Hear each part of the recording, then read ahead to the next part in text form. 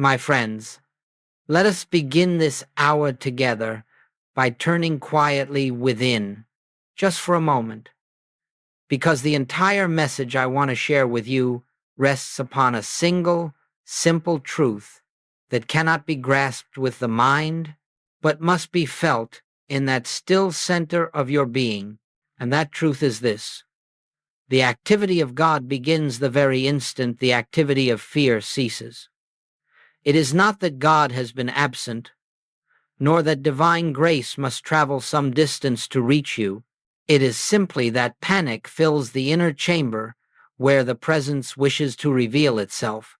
And as long as that chamber is filled with fear's noise, the still small voice cannot be heard. All your life you have been taught to deal with appearances as if they possessed power of their own. A bill comes due, and the heart tightens. A symptom appears, and the mind leaps into conclusions. A relationship trembles, and suddenly you feel separated from peace. But I say to you, none of these have any power in and of themselves. They borrow their seeming strength from your belief in them, and from your belief that your safety lies somewhere outside your own consciousness. In this message, you will discover that the moment you stop giving conditions from the authority they never possessed, something remarkable takes place, not in the world, but in you. And once it takes place in you, it must appear as harmony in your affairs. We shall explore together how panic arises from the false sense of two powers, how fear blocks the experience of God's grace, and how the simplest pause, the gentlest turning within, becomes an opening through which the infinite begins its silent activity. You will see that your life does not transform because you manipulate or struggle or strive to make truth operate. Your life transforms the moment you cease interfering, when you stop trying to push the river and allow the river to flow of itself. Let this be clear from the beginning. The shift we speak of is not gradual. It is not earned through discipline or spiritual ambition. It is immediate. The very instant recognition dawns, and because it is immediate, it is available to you now, here, in this very breath. You do not need a better body, a better mind, a better situation, or a better past. You need only the willingness to stop leaning upon fear and to rest your weight upon the unseen presence that has been carrying you from the first moment of your being. As we proceed, remember this: no one has ever found God through fear, anxiety, or desperate effort. But every soul that has found the presence has done so in a moment of quiet surrender, when the noisy activity of the mind subsided and the heart opened to the realization, I and the Father are one. It is this moment we prepare to enter. It is this recognition that changes everything. Now let us go deeper, for unless this point is clearly understood, all spiritual work remains fragile and uncertain. Panic, fear, anxiety, these do not arise because of the circumstances before you. They arise because somewhere within there still lingers the ancient belief that there is a power apart from God, a power capable of injuring you, depriving you, or separating you from the harmony of your source. And as long as this hidden belief remains, the mind will continue to tremble at every disturbance of the outer world, for it imagines itself at the mercy of forces beyond its control. What is the origin of this belief in two powers? It is born of the assumption that spirit and matter stand in opposition, that God governs the invisible realm while something else governs the visible, and from this mistaken foundation springs every fear that has ever touched the human heart. For if matter has power, power to make you sick, power to impoverish you, power to disturb you, then you will inevitably bow before matter Even while professing faith in God, if people have power to harm you, power to betray you, then your peace will rise and fall with their moods and their actions. And if the world itself is a power, its economy, its politics, its movements, then the soul becomes like a tiny boat tossed upon a storm. But hear me, there are not two powers. There is one presence, one life, one law, one substance. And when this is recognized, truly recognized, not as a comforting thought, but as spiritual fact, the entire root system of fear withers in a single moment. You may still see conditions that appear threatening, but you will no longer grant them authority. You may still hear the mind whisper, "What if?" but you will not bow to its suggestions. Instead, you will stand in the quiet realization, God is the only power. Nothing else has power.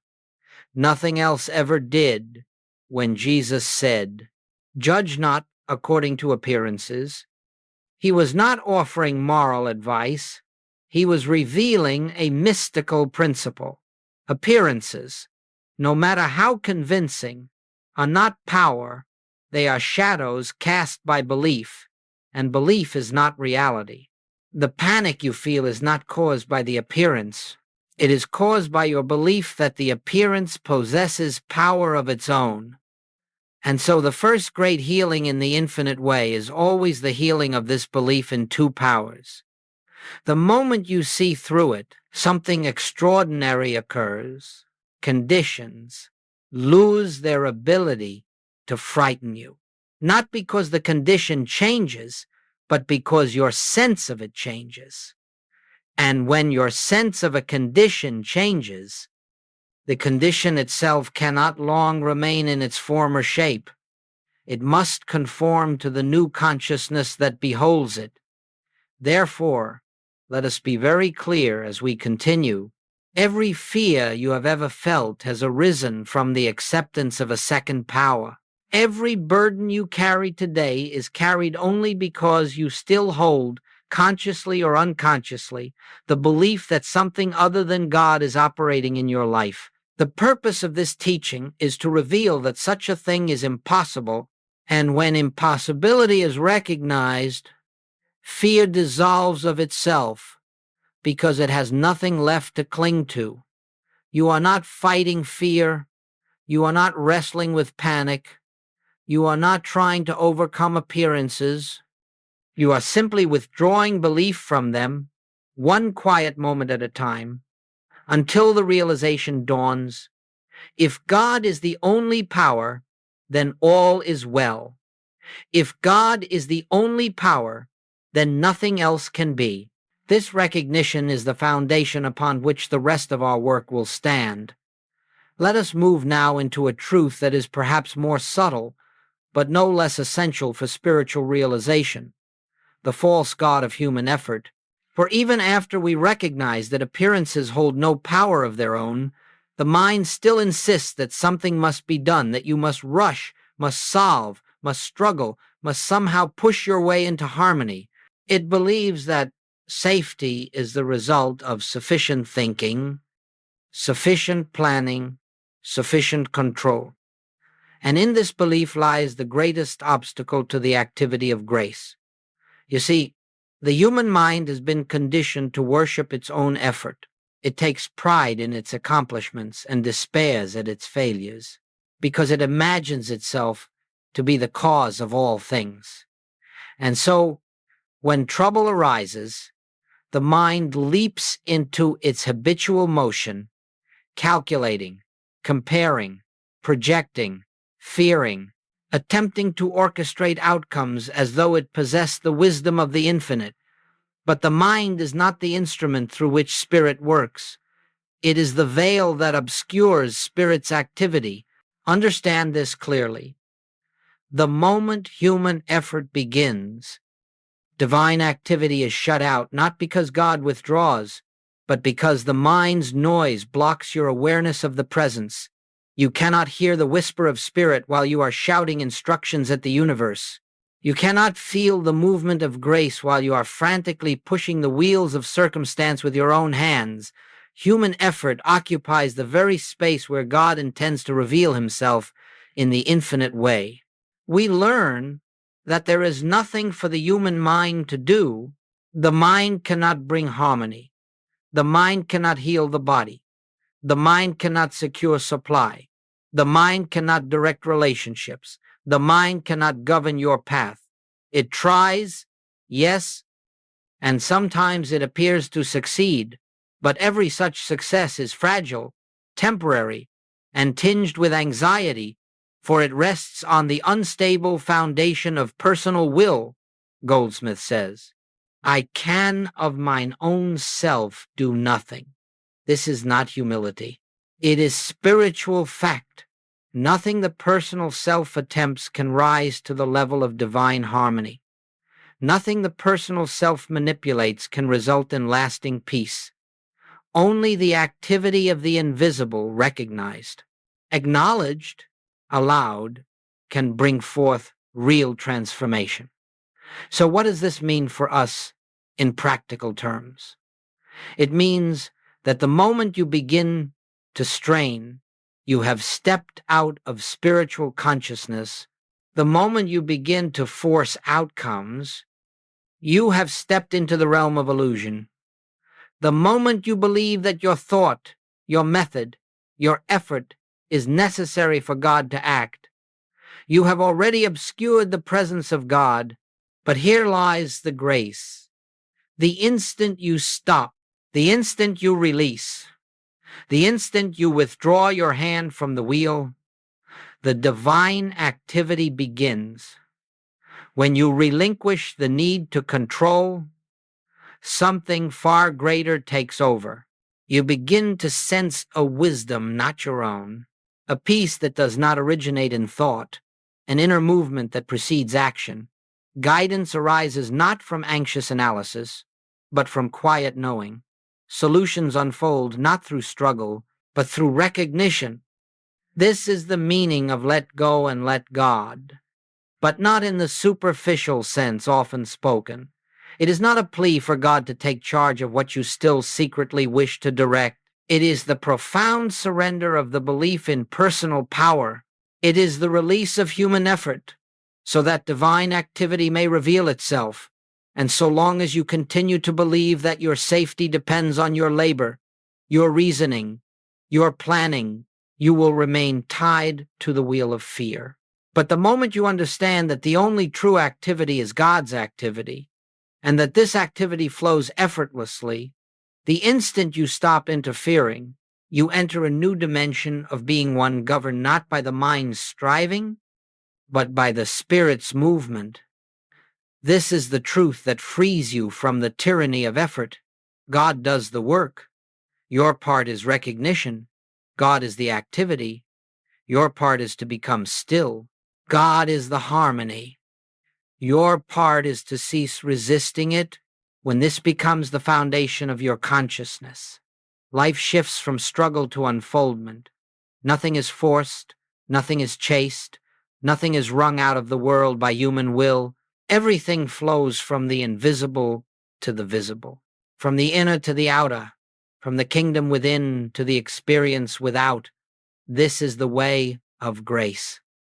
Let us now come to the heart of our work, the recognition of the presence that never moves, never trembles, never reacts, never shifts with the tides of this world.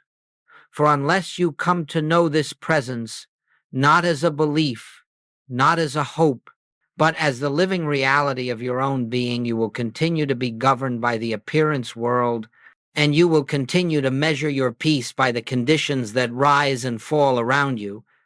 But the moment you recognize the presence, the moment you feel, not think, but feel that there is a life within you untouched by circumstance, you discover a center that remains unmoved in every storm. You see, beneath the surface of your thoughts, beneath the emotions that come and go, beneath every mental noise that clamors for your attention. There exists a silent region of consciousness that has never been frightened, it has never been confused, it has never been broken, threatened, or diminished.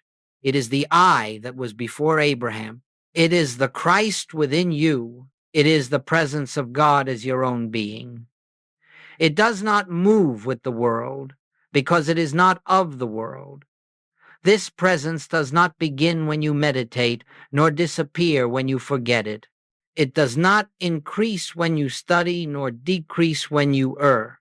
It simply is permanent, changeless, eternal. But though it is always present, it is not always recognized. And so our work is not to make the presence appear. It is already here. Our work is to remove the veil of fear, the veil of effort, the veil of judgment that prevents us from seeing what is already established within. When Jesus spoke the words, "I am with you always," he was not speaking of a man returning again and again to human experience. He was speaking of the eternal presence, forever at the center of your being. When the psalmist declared, "If I make my bed in hell, thou art there," he was bearing witness to the same truth. No matter where the human sense finds itself, fear, sickness, lack, despair, this inner presence has not moved an inch. It is there in fullness, in completeness, in perfection, awaiting recognition. And so you must understand, the presence you seek is not something you must attain. It is something you must acknowledge. It is not something you must call forth. It is something you must stop obscuring. The mind obscures it with its noise. The emotions obscure it with their turbulence. The senses obscure it with their insistence that the outer world is the only reality. But the presence itself is never absent. It is simply unrecognized. Therefore, the essence of spiritual practice is the art of remembrance. Remembering that the good you seek is already here. Remembering that the love you long for is the substance of your own being. Remembering that the wisdom you need is already active at the center of consciousness. Remembering that the peace you chase in the world is the peace that looks out through your own eyes. In this moment, you may pause and silently feel for it, not with expectation, not with strain, but with a gentle turning of attention inward, just a slight shift from the outer to the inner, from the appearance to the invisible, from the mind's activity to the heart's knowing. And even if you feel nothing at first, the recognition has already begun, for the presence is not felt through sensation, it is known through stillness. It is not approached by desire. It is revealed in quiet acknowledgement. As you grow accustomed to resting in this inner stillness, you will discover something remarkable. The presence remains the same in every circumstance, whether the world praises you or condemns you, whether the body feels strong or weak, whether the bank account rises or falls, the presence does not move. And when your awareness begins to dwell in that which does not move, you, too, become unmoved, not indifferent, not passive, but anchored in a deeper dimension of being where fear cannot enter. This is the beginning of true freedom, the recognition that the self you are is not the mind that fears nor the body that changes, but the presence that witnesses all without being touched by any. And once you recognize this, panic falls away, not because the world has changed, but because you have awakened to the one who stands above the world. This is the presence we will continue to explore, for it is the foundation upon which all spiritual demonstration rests. Now, let us look closely at the moment. Fear actually loses its power, for this is not a gradual process as the world supposes. It does not require weeks of affirmation, months of struggle, or years of mental discipline. Fear evaporates in the very instant consciousness awakens to the truth of one presence, one power. And though we may speak of this as a moment, understand that it is not measured in time but in realization. In a single flash of spiritual recognition, fear is rendered impotent, not by force, not by resistance, but by the simple light of understanding. Fear thrives only in the absence of recognition. It is like darkness in a room. You may fight the darkness, curse it, analyze it, or pray for it to disappear, but nothing changes until someone touches the switch and reveals the light, and in that instant, darkness vanishes, not because it was conquered, but because it was never a power in the first place. It existed only where light was not acknowledged. So it is with fear. It appears powerful only while you grant it reality. It governs only while you believe conditions possess authority. But the moment you withdraw belief, just as swiftly as the moment the light appears, fear has nowhere to remain. It dissolves into its native nothingness. Let us understand this with clarity. Fear never departs because conditions improve. Fear departs because consciousness improves. Fear does not recede when the body is healed. It recedes when you realize that the body never held power over life. Fear does not diminish when money arrives. It diminishes when you recognize that supply is spiritual and never ceases. Fear does not vanish when conflict resolves. It vanishes when you know that harmony is not created by people, but by God as the invisible principle of oneness. Fear and harmony do not coexist. Fear and God do not coexist. Fear and the realization of omnipresence cannot stand in the same consciousness. The revelation of one removes the possibility of two. And so, what is this moment in which fear loses its power? It is the instant you cease looking outward and turn within. It is the instant you stop consulting the mind and begin listening for the still small voice. It is the instant you acknowledge, even if only quietly, even if only faintly, God is here. God is the only presence. God is the only power. That is the moment fear is dethroned. Do you see? The transformation does not occur in the world. It occurs in you. Nothing outside you needs to shift before fear is undone. You may still see the troubling condition. You may still hear the mind's whisper. But if something deeper in you has awakened, that is enough.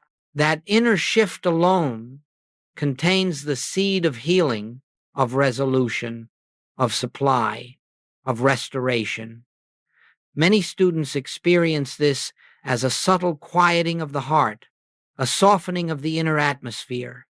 Others feel it as a sudden release, like a burden that drops away without effort, and still others do not feel anything at all, but they notice that the fear which had gripped them is simply no longer present.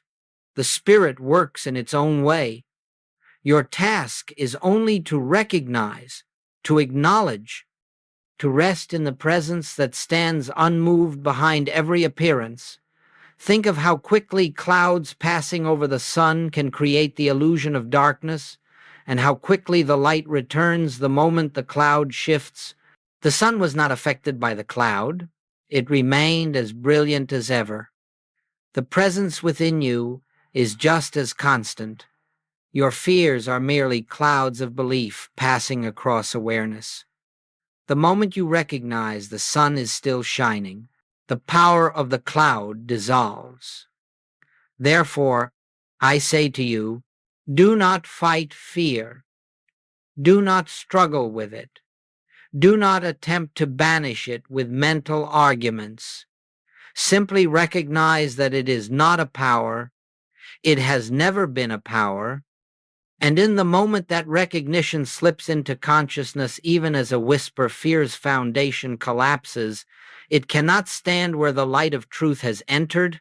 This moment of realization is the turning point of an entire life. Now that we have seen how fear loses its power, let us take up one of the most vital practices in the infinite way, non-reaction.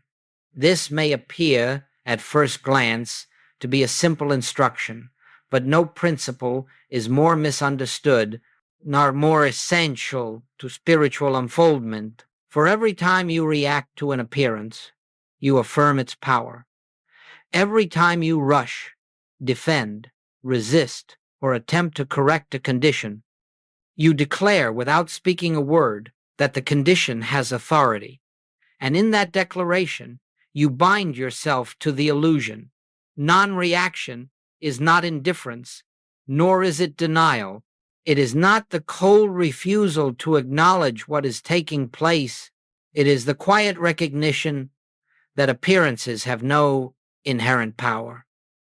It is the capacity to meet the world's disturbances with an inner stillness that says, I see you, but I do not bow to you. I acknowledge you as appearance, but not as truth. This is the spiritual poise that dissolves problems at their root. Consider the nature of reaction for a moment.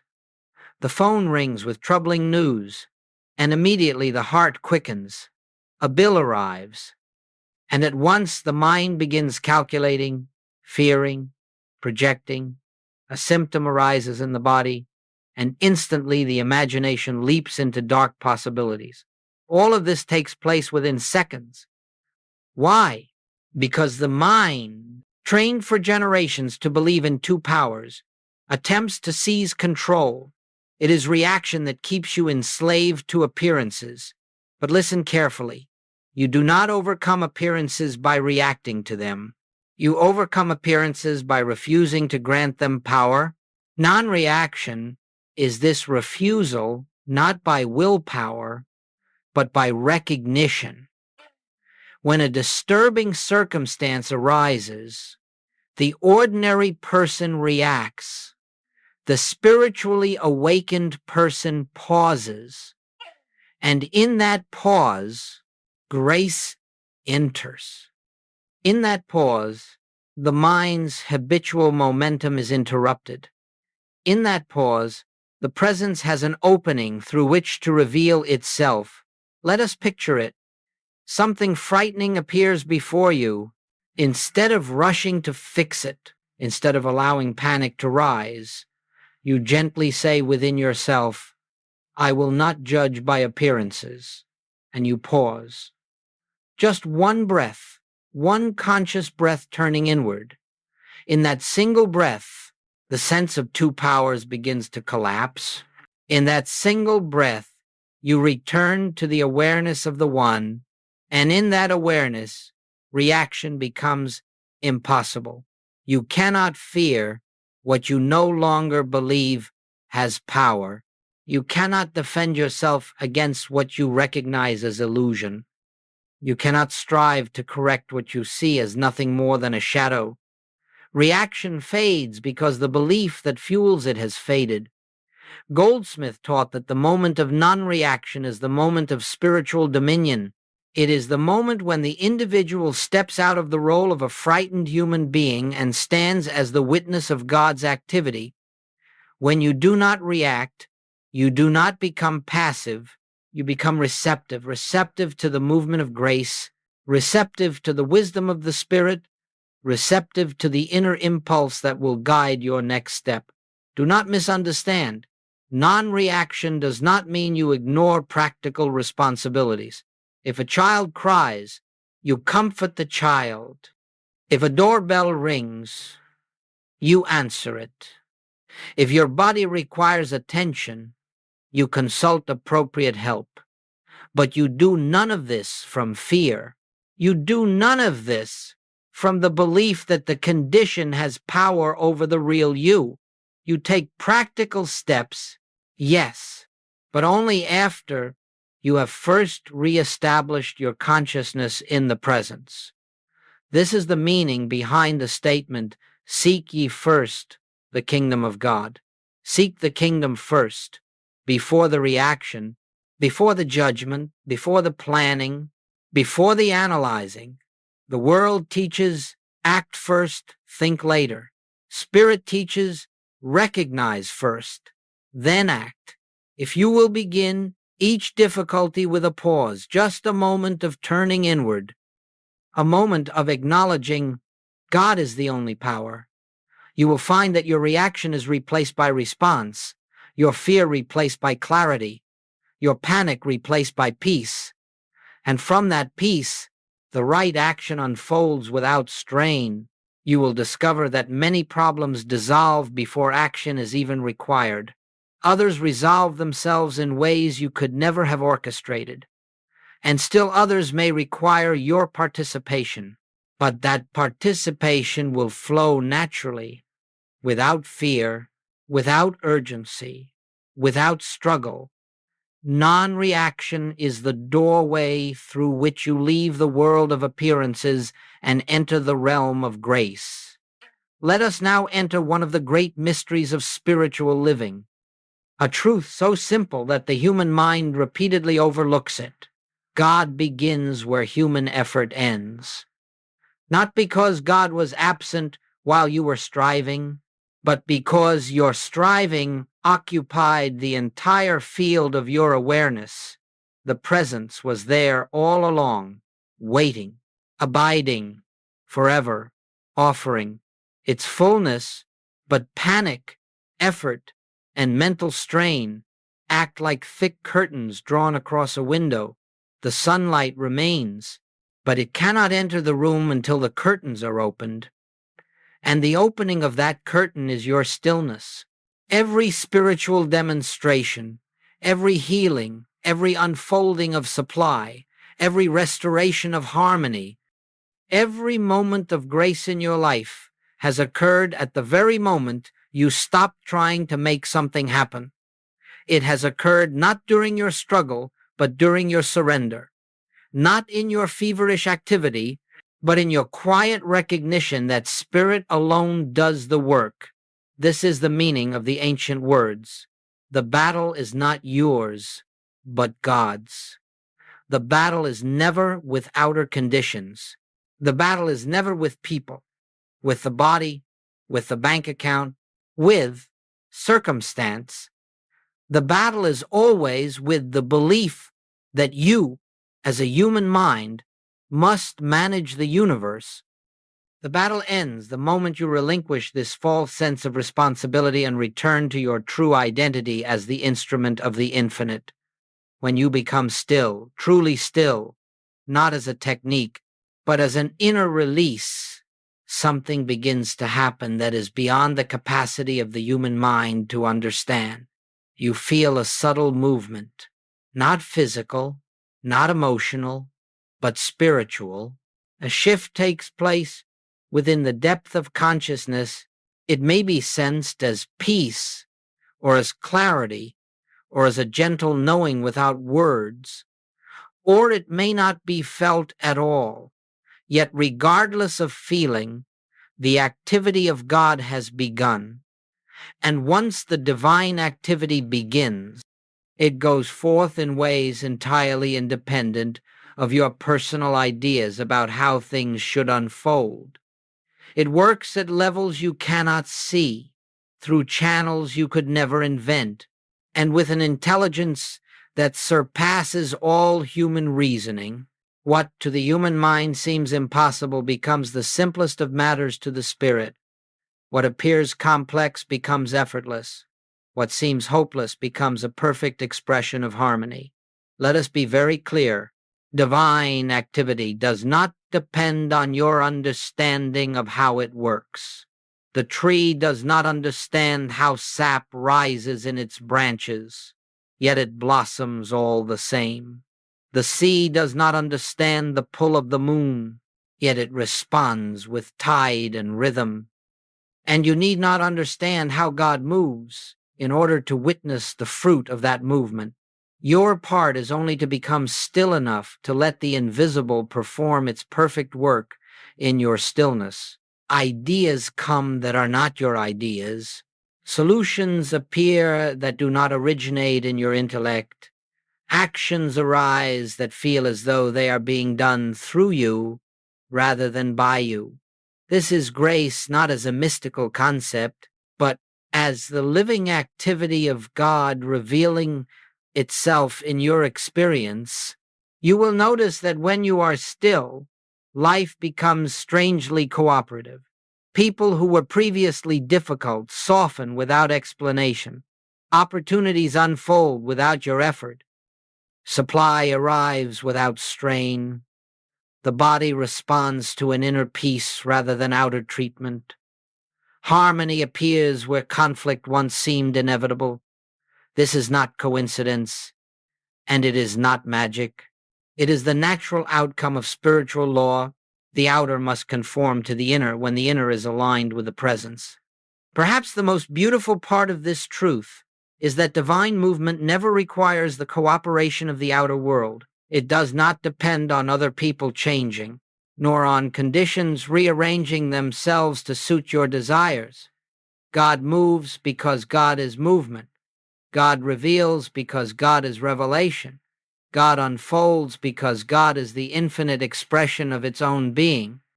All that is required is your stillness, your willingness to let the infinite do its infinite work. Remember this always. When you fight, you block the flow. When you panic, you cloud the guidance. When you try, you interfere. But when you become still, when you step aside, when you say inwardly, Father, thou doest the works, you open the channel through which the fullness of God enters your affairs. Stillness is not passive. Stillness is potent. Stillness is the atmosphere in which the invisible becomes visible, the intangible becomes tangible, the spiritual becomes practical. In that stillness, God moves. Now we must bring this understanding into the rhythm of daily living. For truth remains only an idea until it becomes the atmosphere in which you walk, the foundation from which you speak, the silent presence behind every act. Many imagine that spiritual realization is found in long hours of meditation or in retreat from the world. But the true test of realization is not what you experience in silence. It is whether that silence continues with you. When the world calls your name, you may sit quietly in the morning and feel the warmth of the presence, the gentle hum of the invisible, and the sweet assurance that all is well. Yet if, within the first hour of your day, the world provokes reaction, fear, or judgment, then the meditation has not yet become realization. The goal is not to feel peace in isolation, but to live from peace in activity. The point is not to escape the world, but to unveil the kingdom that is present wherever you stand. Let us understand this. The presence you touch in meditation is not something you leave when you rise from your chair. It accompanies you to the kitchen, to your workplace, to your family, to the marketplace. It goes with you to the moments of joy and the moments of burden. And if you train your inner ear to listen, you will discover that the very same silence that you felt in meditation is present in every ordinary moment of your day. To live from realization is to carry the awareness of the one presence into every circumstance without exception. You are not attempting to stay mentally alert all day. That would be exhausting. Instead, you learn to rest inwardly. Even while your hands are busy, you cultivate the gentle habit of turning within, not strenuously, not with effort, but with a quiet remembrance. God is here. God is the only power. God is the life of all that appears before me. And so you walk through your day with an inner poise, not because conditions are favorable, but because your consciousness is anchored while others are swept into emotional storms. You remain centered not through discipline, but through recognition. You begin to see people not as personalities with flaws and demands, but as expressions of the same consciousness that breathes you, and this recognition ends conflict before conflict can arise. It ends judgment before judgment forms a thought. It ends Separation before separation manifests as pain. Living from realization daily means understanding that nothing is too insignificant for the presence. A conversation with a stranger, a moment of irritation at home, a challenge at work. Each one becomes an opportunity to turn within, to remember the source, to abide in the presence.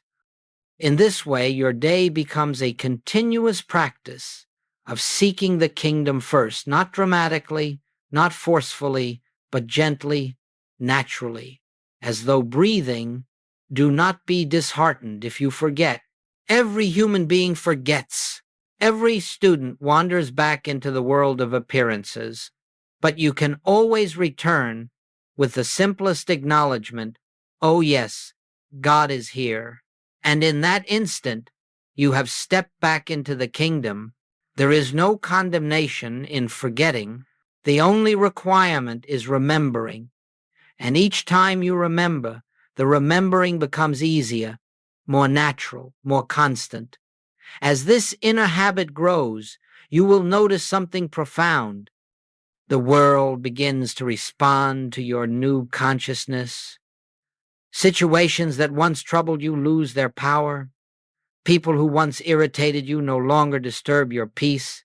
Problems that once seemed insurmountable are met with clarity and resolve. This is not because the world has changed, but because you are no longer living from the world. You are living from the kingdom within. And very quietly, so quietly, you may not even notice at first, your external life begins to reflect the harmony of your inner life. Supply flows more freely. Health stabilizes. Relationships soften. Opportunities unfold without strain. This is the natural outworking of spiritual consciousness. When you live from the realization of one presence, one power, the outer circumstances begin to conform to the inner truth. This is what it means to live the infinite way, not as philosophy, not as belief, not as aspiration, but as daily consciousness. The spiritual life is not found in occasional moments of inspiration, but in the steady, continuous recognition of the presence in all things, at all times, in all places. And when this recognition becomes your way of life, every day becomes a holy day, every act becomes a prayer, and every moment becomes an opportunity for divine expression. And now, as we bring this exploration to its close, let us return to the beginning, the kingdom within. For no matter how profound the principles we discuss, no matter how deep the realization may seem, all of it points to a single truth. The presence you seek is already here. It has never departed, never diminished, never withheld. Itself, the only journey you ever undertake is the journey from distraction to remembrance, from outward seeking to inward recognition. If you leave with anything from this time together, let it be this. There is a presence at the center of your being that has never been touched by fear, never altered by circumstance, never wounded by the world. It is whole, it is complete, it is infinite, and it is the truth of you. Every spiritual practice, every meditation, every pause, every moment of silence is only to help you remember what has always been true of your nature. You are not striving to bring God into your experience. God is already the substance of your experience. You are not trying to reach a distant heaven. Heaven is the consciousness you are touching now. You are not attempting to win favor, earn grace, or achieve enlightenment. The kingdom is not a destination. It is your identity, your very being, the silent root of your existence. As you go back into the world, you will meet appearances, some pleasant, some challenging. You will encounter people who forget who they are, and at times, you too will forget. But none of this has the power to separate you from the presence. Your only task is to remember. Remember in small moments, remember in difficult moments, Remember in ordinary moments, the remembering alone is enough. If you feel lost, turn within. If you feel afraid, turn within. If you feel burdened, turn within. If you feel joy, turn within and give thanks. For in every turning, you rediscover the same eternal truth: I and the Father are one. This is not poetry. It is not metaphor. It is the most literal truth you will ever encounter. There is only one life, one presence, one power, one self, and it is expressing as you, through you, within you, and as you rest in this recognition, something quiet yet profound begins to unfold. You feel guided without effort. You feel supported without asking. You feel loved without condition.